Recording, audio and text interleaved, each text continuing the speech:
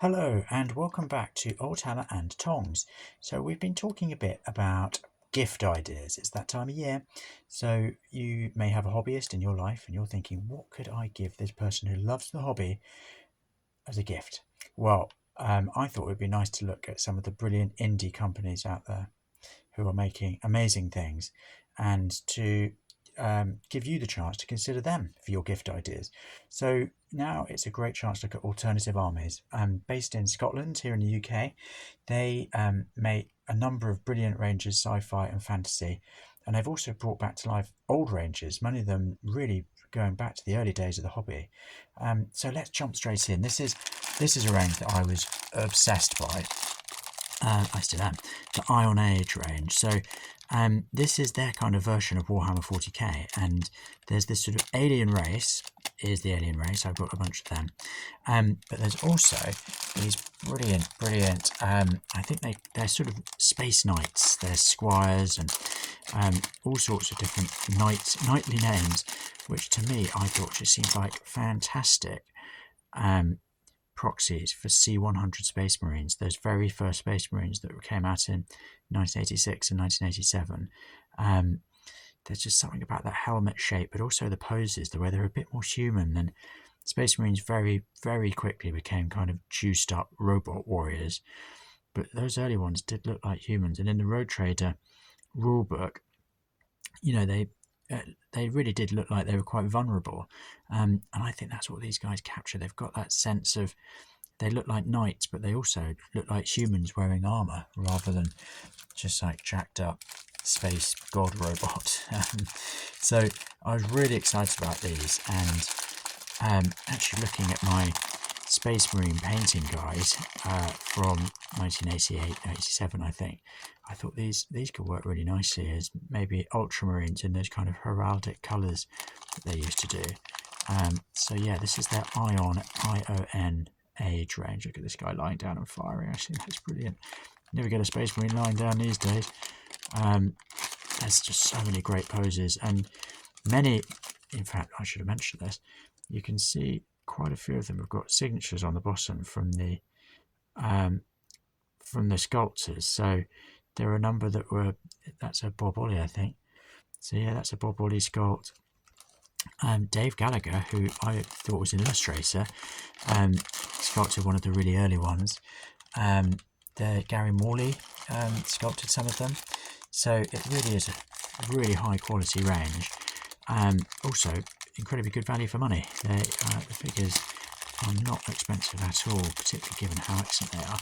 So as well as that, they have this army called the Muster, which I think is a great name for an army, who are the kind of non-Space Marine types, who I think would make fantastic Imperial Guard, sort of Imperial Guard heavy infantry. They've got these backpacks, so that's how I'm going to be painting them up as well. I think they're really awesome, sort of pointing around, doing those guardy soldiery things. They're really fun, and like I say, it's quite easy to fairly quickly build up an army of these fellas because they are such good value for money. I've got some more here. I mean, as you can see, I did get really excited, and I bought pretty much the entire range over a couple of shopping trips. These officers of the Muster, I think, are really cool. Let's have a quick look at that. Here we go. Look at this. Look at that kind of Napoleonic plume. Again, I think that really matches up to that sort of John Blanche artwork of the Imperial Guard marching in, and also those wonderful Mark Copplestone sculpts where you have the standard bearer with the plumed helmet. I love the idea that the Imperial Guard are space age troops, but in some ways actually pretty Napoleonic in their approach. So yeah, I'd really recommend checking out the Ion range. Bit of heavy artillery there. Look at this officer. He looks brilliant. They call it Space Opera, which I also think is amazing. But they've got more. As well as the Ion Age, there are other things available. Within the Ion range, they do have a motorbike, which I'm very excited about. But they've also re-released some very old lines, including Let's see if I can. I'm not sure from this box set. It's embarrassing. This is a first. Here, some of these minis are from Laserburn. So Laserburn was the sci-fi game that Brian Ansell himself wrote. Many see it as a precursor to Warhammer 40k, and some of the miniatures were sculpted by Tony Ackland, famous illustrator, who did so many of those essential illustrations in the earlier days of Warhammer. So these are both Tony Ackland miniatures. I'm going to get both of them into my Imperial Guard armies. And then they do these brilliant fantasy models. I just love these dwarves. These are really, really lovely dwarf sculpts as well. This king is brilliant. Look at that dragon on his helmet. That is a really good dwarf king. And this one bringing his hammer down.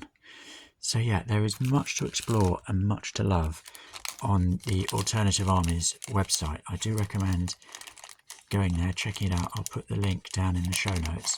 And have fun. It's a great company. They're always re-releasing old miniature lines that they've somehow discovered and rescued and saved, which is something that I think is brilliant that they do that. And they're a really lovely family business. Excuse me. So please do give them a look. Very happy shopping. Enjoy the gifts, be there for yourself or for others. And I look forward to seeing you next time. Thank you. Bye-bye.